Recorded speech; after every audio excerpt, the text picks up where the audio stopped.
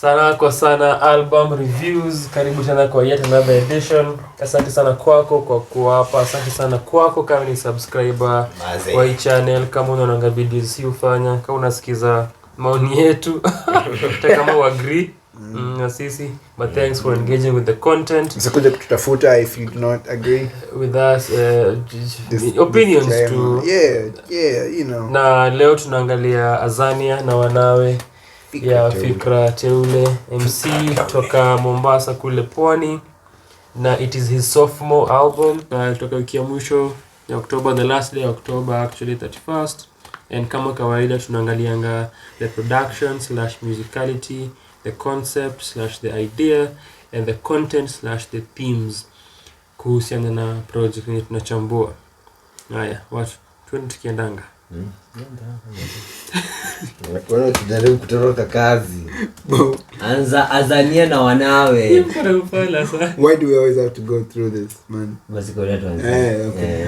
Miss nimeanza hizi vitu kadhaa sasa. Sikasikia hadi kadhaa. Hebu anza Azania. Umeongelea sana kana as well. Right, Start. Azania na Wanawe.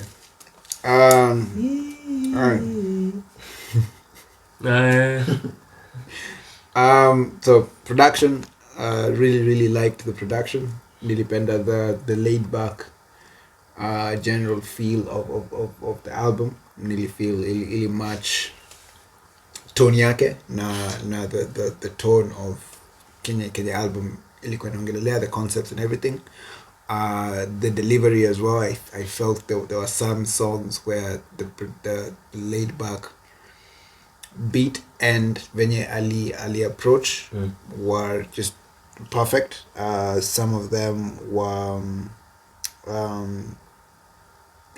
ilivyopangwa, nikiwa free, which I think najitahidi pia. I liked it. Took me a while to warm up to style yake. This is the first Fikrah Teule project. This is the first time namsikiza. It took me a while because delivery yake iko, the flow is very, for lack of a better word, it's kind of weird. And another thing, verses aziishi kwa bar, you know, naisha and then there's like there's kuna gap and then ina kuthrow off. But then it's his style, even though because he does it throughout that or whatever. So I figured that's his style, and it's the focus is more on the writing than the flow, and you know, the schemes and everything. Kunazo muziko, but the flow is not really, you know, that married to the beat. I really liked the features. Nilipenda sana features, kala moto kwa jua, Romy, and Tra, of course. There was the only feature that I didn't like were the love songs. The love songs zilinisumbua, all of them actually. Zilinisumbua sana. Wewe nataka tujuane. Yeah, zilini now yeah, wewe nataka tujuane. It was very especially nataka tujuane. Na venye the fact that it come after ilivyopangwa na verse ya Benadi, and I was like, oh yo, and then you go to nataka tujuane, I was like, nah, na feel ingekuwa much better if ingeenda nataka ilivyopangwa and then straight to wako mwaminifu, because wako mwaminifu is about hip hop and what he says. I really like that the line about wakadinali. Industry takalika. Some other things that I liked kwa nikiwa free hapo mwisho, the free. Yo, that was really dope. I see most of the tracks were produced by HR. I think this is the first project in Kenya I'm a produce. Really nice production. Kitu tu ilinisumbua was the tagline. The HR pump your truck banner. I I feel angeisema tu kwa intro, like angeika tu kwa intro, because when you put it kwa intro was perfect, because intro ilianza low. Then when ikianza low, then the HR pump your track banner, it's perfect. But kuna places alieka, I at this point I'm finding it very disrespectful to what the song is about, especially if the song is heavy. If the song is heavy, and it's very unnecessary. Heavy, and then you come to tagline yako. Very unnecessary. I'm like, yo. I'm curious before nileo because this story tagline may come up more than once. Yeah. Is it a thing where msena kwambia nina producer ni mimi lakini hii tagline no hakuna I get it. Is it that thing like no like it's not one album. It's not 3 albums. And me and Kenyan albums. Inanibother sana. Juu it goes back to what tulikuwa tunasema kuhusu wasanii and their creative teams. Because juu sijui kama wasanii hawasikizi their works back to back. Just sit with the project. Kama you need teams to do this for you. Wase wenye watasikiza kazi wakwambia hapana, hii kitu toa, hii bakisha, hii hapa kuna hii, hapa hivi kuna big question mark, hii kitu make sense. So the teams would do this for you.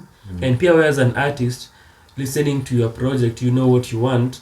Like Kenya Roger amesema kuna very concrete and heavy themes here. And the moment that comes inakutoa from what the song is, and then it's worse because what they do here, especially from track 6 to track 10, iko the beginning and at the end. This is how huku na huku. So why at the end? Because si ngoma imeisha huko. Mbona pump track na ngoma imeisha.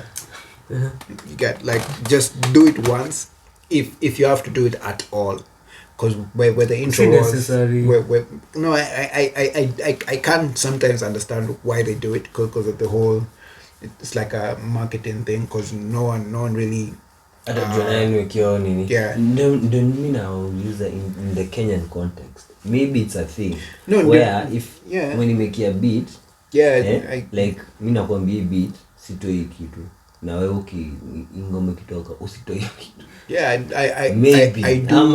I do because I do think that there's some producers who have that in their agreement, as depending on the artist they work with.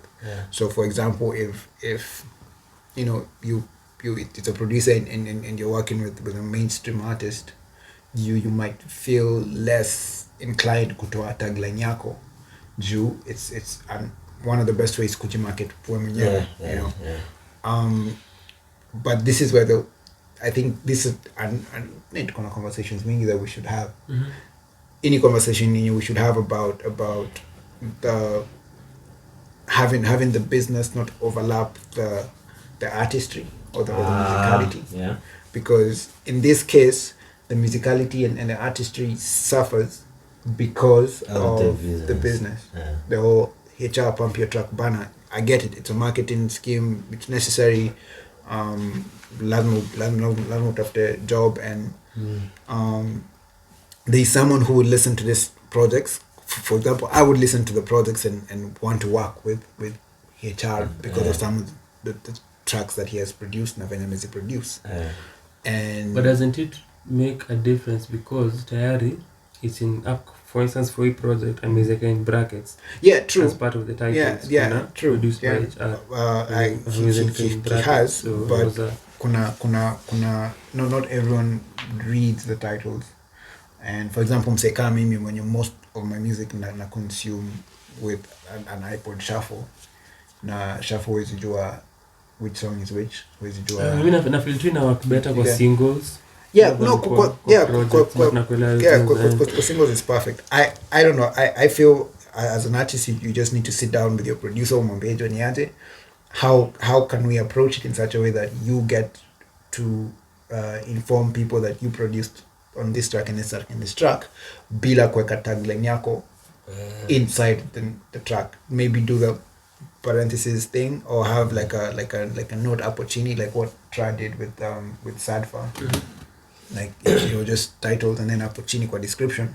It's like all tracks were produced by Nini apart from this and this and this. You get? Because wasanii hufanyanga hivyo kwa ukiangalia the artworks, Yeah. nini Nyuma, especially nyuma. wanaandikanga. I think he also did that with the Nini project. Yeah. So yeah, that was the main issue with it. The tagline and the love songs. And I feel especially the love songs. The love songs are just really unnecessary and just really I don't know if Fikrah Teule, I don't know if that's his maybe I honestly can't understand why they are there. Especially nataka tujuane. Kuna part where he says ati ukiulizwa kuna mtu useme kwanza tena mzima. I was like, bro, what the hell? And then he says it twice. And I was it negates. Is it where he rap sings? One of his tools, one of his tools ni hiyo repetition at the end of the verse. Kurudia the last two lines. He mesemea ngoma. Did not care much for it. No, that he rap sings. It's like I don't like when rappers try to do things and then how I execute. Commit to it, yeah. Like ngangana kabisa. Nokiona yenyewe imekataa. Look for a different approach. Like still has more force. Yeah. Like it was like it was torturous to listen to. Yeah. Like it was by the way, like, the love song was really bad. And then the guy who's featured on Wanawe. Yeah. No, didn't like him as well. GJB 100. Yeah. There's a part at the end where he anatry kustand kiasi. Nah. Just keep it simple. If it must be there, just nasema nini? No, see no vocals. Vocally. Yeah, it's like nah. Cause from same when I've had the either pleasure or misfortune of being around musicians, and women turn on to listening to, like, noticing when a singer sings off. Because most singers always point it out for you, even if I didn't notice it. So squeezing me as I could notice. I need to know singers. Yeah, because I can look for the need, for the chaos. Natafuta hiyo chaos.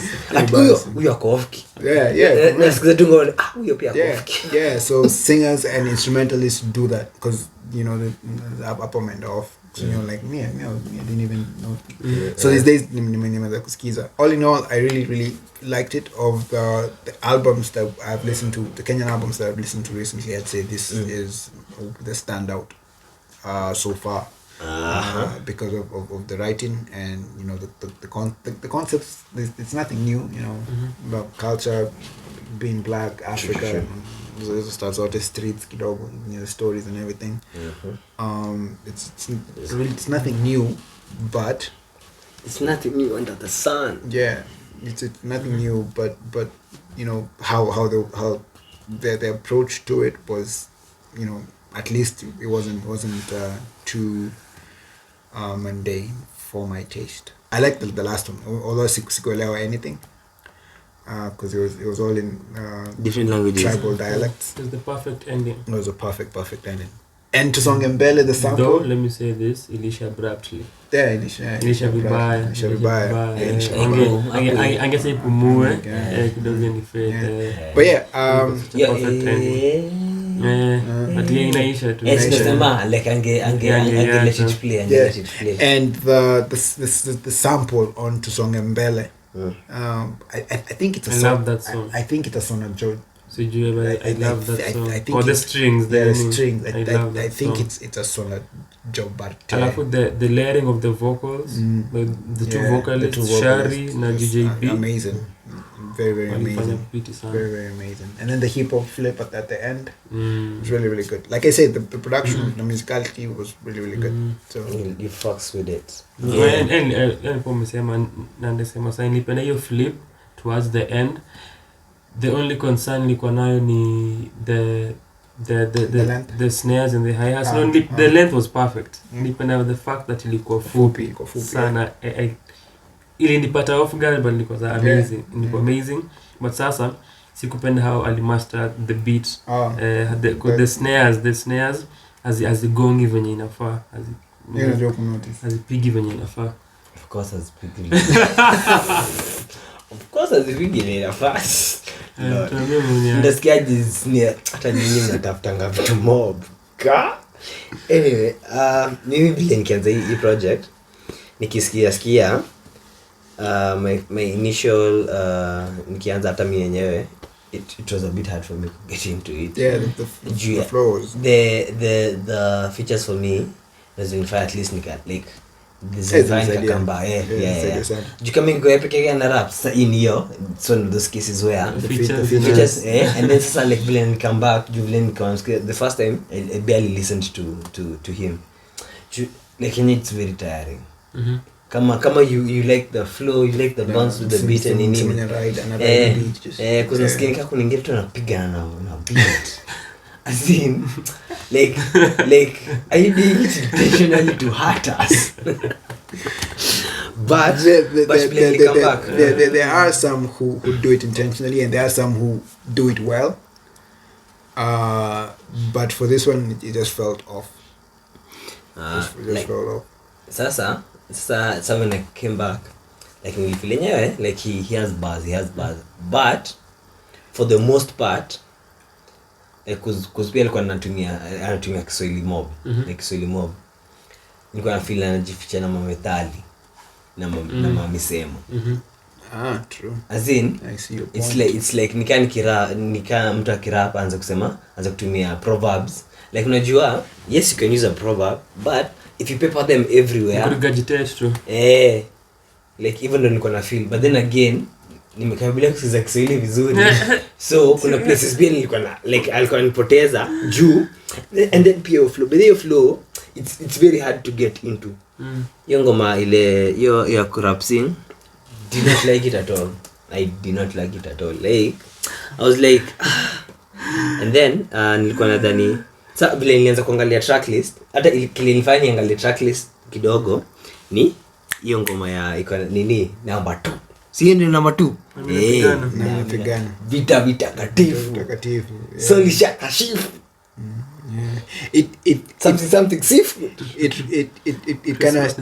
kind of reminded me of Odyssey's The Good Fight. Odyssey, the Good Fight. The album The Good Fight, and Vita Takatifu and everything. It kind of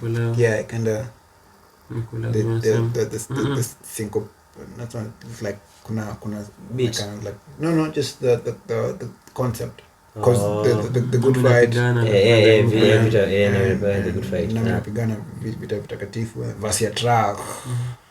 So ngara kuongelea versus trap, ningetaka kujua kama walikuwa wamesikia each other's verses beforehand. Juu nilipenda vile ni kwanza Fikrah Teule anaingia with his flow, and then kusikuwa nikisikiza vile muambie so nilikuwa nimeangalia nani hapo kwa album nini, vile ningeweka tu nisikize Fikrah Teule and whoever is on the album. So like X akaingia X, like I enjoy X's penmanship, like although he X the traveler, lakini hii nilifeel haikuwa as either nimekabilia kusikia X sana, but hii haikuwa as heavy. Lakini bado it's not like it was a bad verse, but haikuwa heavy, lakini ilikuwa na ni bamba. But kile ni bamba most ni vile Trali ingia, like aliingia kuset like nikawa kuset precedence ile by the way this is how you should rap. To some extent sort of, although like yeah it's true. It's like in terms of theme, na mimi napigana vita vitakatifu, like nilikuwa na feel unajua vile kwa sababu sticking to the theme, sikufeel kama wali stick to the theme per se. No, they didn't. Who? All of them.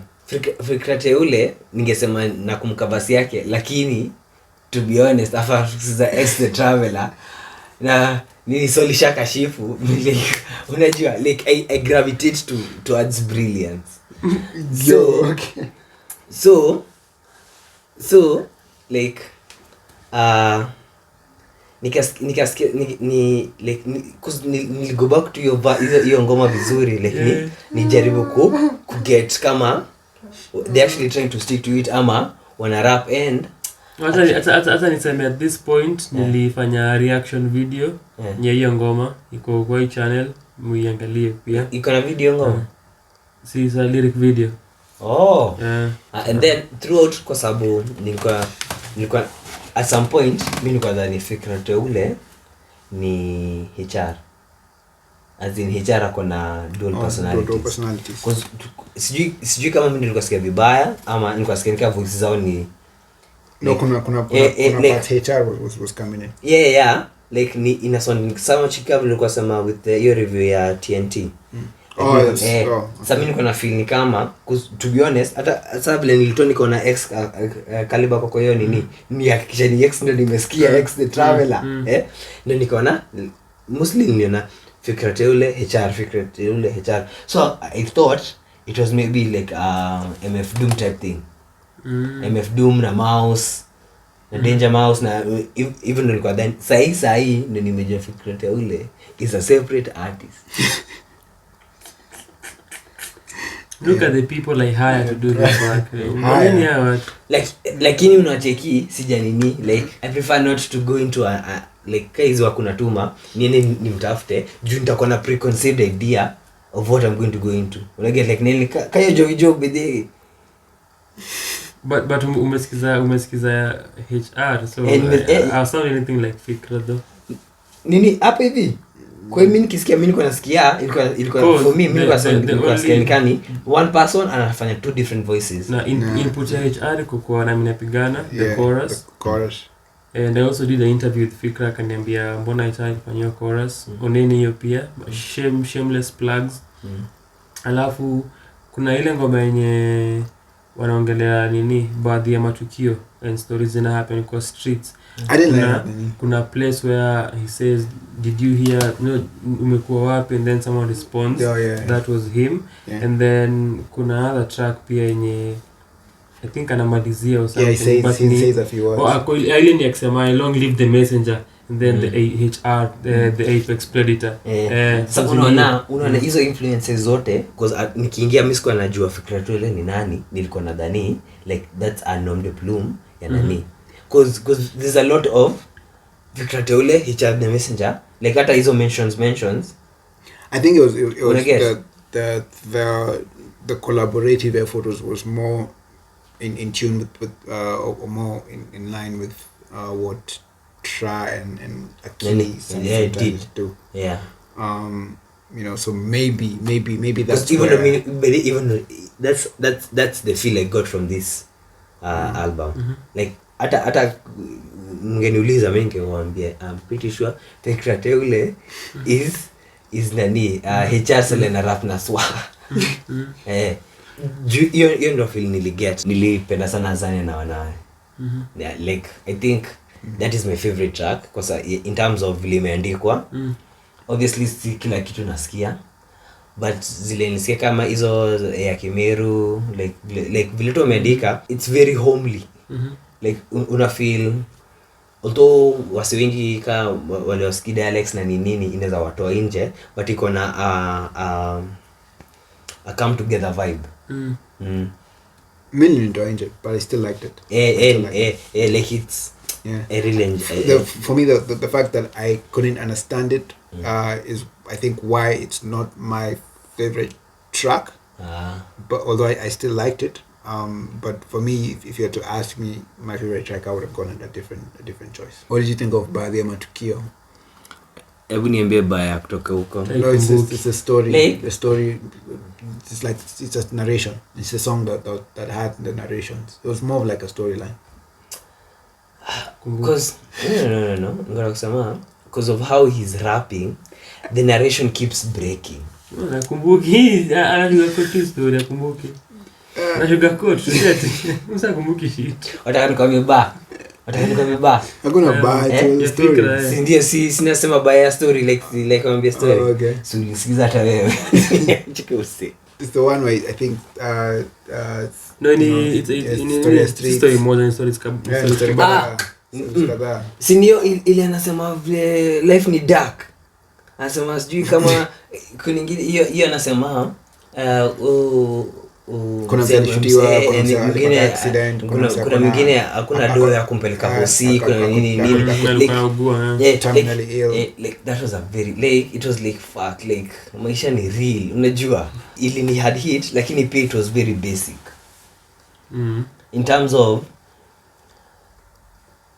unajua kama utembea Nairobi sana like tao hizi ni vitu nimecheki hizi ni vitu nime grow up umo hizi ni vitu nime encounter hizi ni nini so it's nothing new nothing new to me the way it was done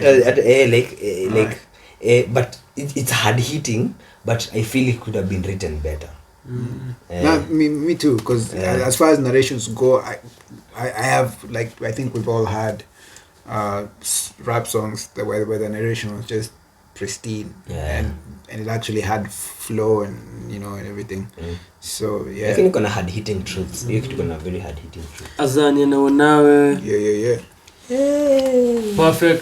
perfect ending just to reiterate kwenye nilikuwa nimesema earlier tukiongelea the track nilipenda the fact that all the MCs kwa hiyo ngoma walitumia unajua lugha zao za mama ili fit perfectly for the idea ya Azania na Wanawe alafu besides to the fact that inaisha abruptly ndio nilifeel imeisha haraka sana wangepatia time breathe kidogo mtu pia marinate afikirie unajua the concept marinate kwa kichwa ya msee nafikirie what the project was about besides that naweza sema na mimi napenda uandishi wa Fikrah napenda venye anaandika na najua that is his kind of flow alafu kitu kingine interesting pia ni I think for rappers and MCs from the coastal area ni kama venye wasao semanga kuhusu rappers wa TZ wenye zio kuna same flow ama nini unajua it's almost I think ina fall under the same discussion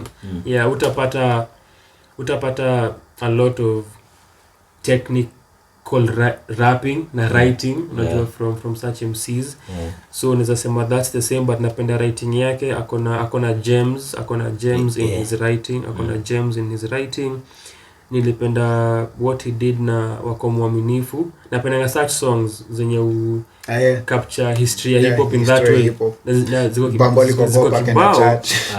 na napenda such songs and what they do Kalamoto Vichapete as far and the fact that I mentioned Kalamoto na wako na ngoma na I liked that as well though